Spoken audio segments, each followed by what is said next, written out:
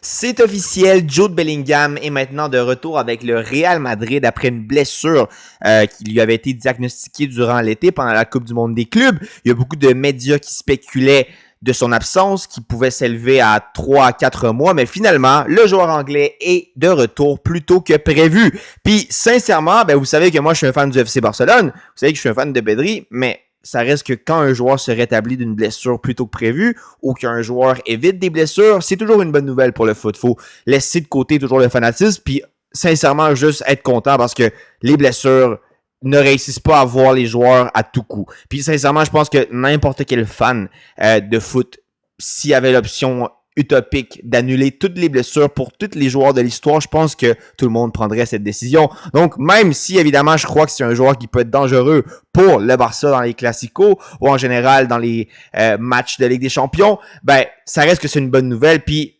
aussi, moi, je pense qu'il y a plus de mérite à battre un Real Madrid qui est rempli d'individualité qu'un Real Madrid sans Bellingham, sans Rudiger, etc.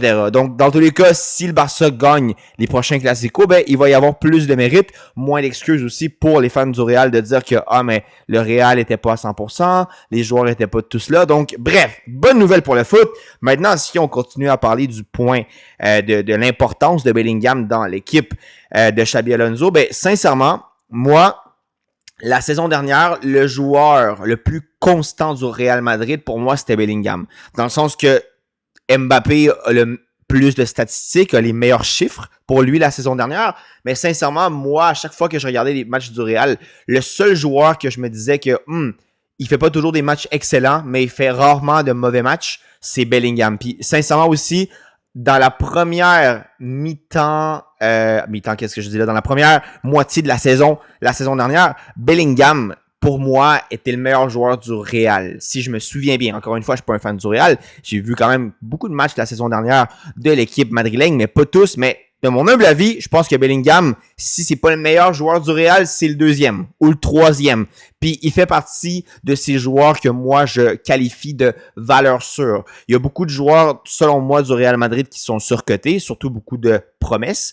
Par exemple, Asensio la saison dernière, Güler cette saison, je pense qu'il est un petit peu surcoté, sans dire que c'est des mauvais joueurs. C'est des joueurs qui, leur valeur en termes d'opinion publique est supérieure à leur niveau réel sur le jeu. Même chose pour beaucoup d'autres joueurs en général avec le Real. Hendrick, ça peut être un bon exemple aussi. Mais vraiment, il y a 3 ou 4 joueurs qui, dans ma tête, sont des valeurs sûres du côté de l'équipe madrilène. Puis Bellingham fait partie de ces 3-4 joueurs mentionnés. Selon moi, il y a Mbappé, il y a Bellingham, il y a Courtois. Ces joueurs-là, c'est tout le temps des individualités qui peuvent faire des différences dans les matchs importants.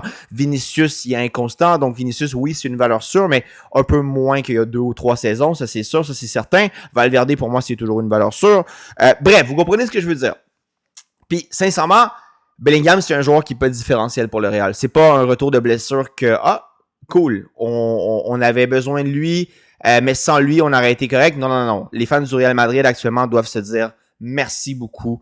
Bellingham est de retour parce que sincèrement, c'est un joueur qui peut faire la différence. C'est un joueur qu'il y a beaucoup de personnes qui oublient, mais impopulairement, selon moi, il aurait dû gagner le Ballon d'Or la saison dernière. Beaucoup de personnes disent que ça a été Vinicius qui a été volé contre Rodri durant le dernier Ballon d'Or. Moi, de mon humble avis, moi, je pense que Vinicius aurait pu le mériter. Évidemment, Vini et Bellingham le méritaient plus que Rodri. Ça, c'est une évidence. Mais même si j'avais à comparer et argumenter la saison de Vini et Bellingham, j'aurais placé potentiellement le joueur anglais au-dessus. Donc, ce que je veux dire, c'est qu'il y a beaucoup de personnes qui ont oublié Bellingham. Il y a beaucoup de personnes qui disent que Pedri a gagné le débat de ces jeunes, de la jeune promesse du milieu de terrain en Espagne, voir si c'est Pedri ou Bellingham. Puis moi, je pense que le débat est vivant. Il y a beaucoup de personnes qui oublient que Bellingham est constant depuis qu'il est apparu dans l'atmosphère du football quand il était à Borussia Dortmund, puis il a maintenu cette constance jusqu'à aujourd'hui, jusqu'à temps qu'il se blesse, puis sincèrement, comme je dis, ce joueur-là, ce qui fait la différence avec lui, c'est sa constance,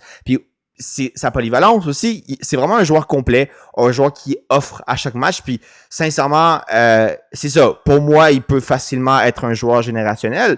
C'est déjà un joueur, comme je dis, qui a déjà prouvé durant une saison que au moins, si c'était pas le favori pour le Ballon d'Or, il faisait partie des favoris pour le Ballon d'Or, pour un top 3 même pour moi.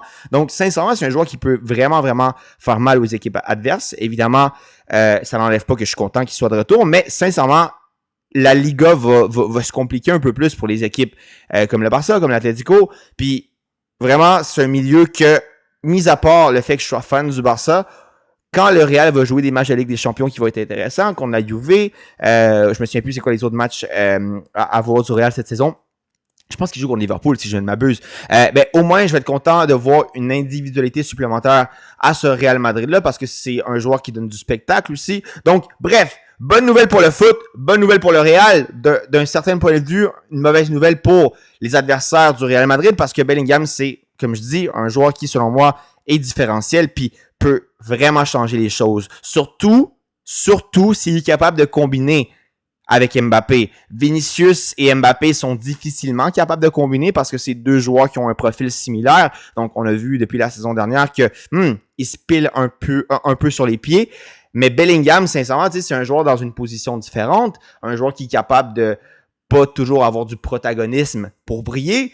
Puis, c'est ça, il peut très bien complémenter Mbappé. Donc, à suivre, si Mbappé est capable de bien combiner avec Bellingham, comme on l'a vu durant certains segments de la saison dernière.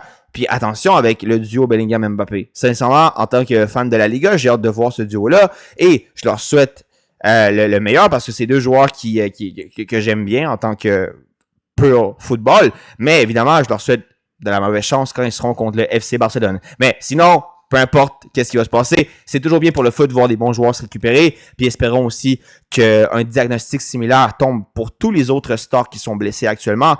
Je pense à Rudiger, je pense à Musiala, entre autres. Donc, bref, bonne nouvelle pour le foot. Mauvaise nouvelle pour les adversaires du Real Madrid. Un gros shout-out à ceux qui ont vu le débrief d'aujourd'hui. On se voit demain pour un prochain. Mais si c'est pas demain, c'est une prochaine fois. À plus.